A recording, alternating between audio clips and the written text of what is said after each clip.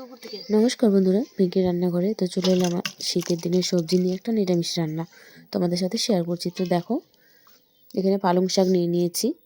পালং শাকের না মোটা মোটা ডাঁটা হয়েছে, সেই ডাঁটাগুলো পিস পিস করে কেটে নিয়েছি। তারপর দেখো, এখানে সিম নিয়েছি, গাজর, আলু, বেগুন, মূলো, এই সব মানে শীতের যে সবজিগুলো হয় এখন পাওয়া যায় সেগুলো। তো সবগুলো ভালো করে ধুয়ে নিচ্ছি।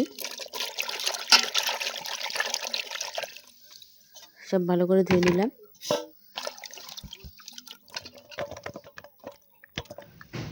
তারপর দেখো, সরষের তেল দিয়ে পাঁচফোড়ন দিয়ে তারপর কিন্তু আদা থেতো করে দিলাম, দিয়ে কাঁচা লঙ্কা চেরা দিয়ে তারপর কিন্তু সবজিগুলো দিয়ে দিলাম। সবজিগুলো দিয়ে ভালো করে নাড়াচাড়া করতে হবে।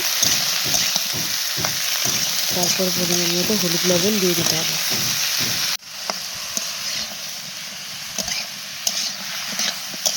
হলুদ লবণ দিয়ে ভালো করে নাড়াচাড়া করতে হবে। একদম সাধারণভাবে এই রান্নাটা দেখাচ্ছি তোমাদের, খেতে কিন্তু সেই টেস্ট হয়। তারপরে দেখো, সবজিটা কিন্তু ভাজা হয়ে গেছে। এখন কিন্তু ঝোল দিয়ে দিতে হবে।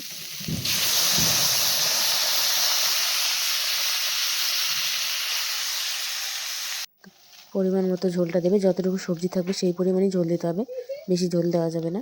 তারপর ঝোলটা দেওয়ার পর কিন্তু আমি পালং শাক ডাঁটার সমেত এগুলো কিন্তু দিয়ে দিলাম। দেখো, বেশি কিন্তু ঝোল দিইনি, কারণ বেশি ঝোল দিলে কিন্তু পরে পাতলা পাতলা হয়ে যাবে। সেই জন্য কিন্তু যাতে ঝোলটা আঠা আঠা হয়, তো সেই জন্য কিন্তু সবজি সম পরিমাণ জলটা দেব। দিয়ে কিন্তু ভালো করে জালটা দিতে হবে। তারপর দেখো, জিরে আর ধনিয়া গুঁড়ো দিয়ে নামিয়ে দিলেই কিন্তু আমাদের নিরামিষ রেডি।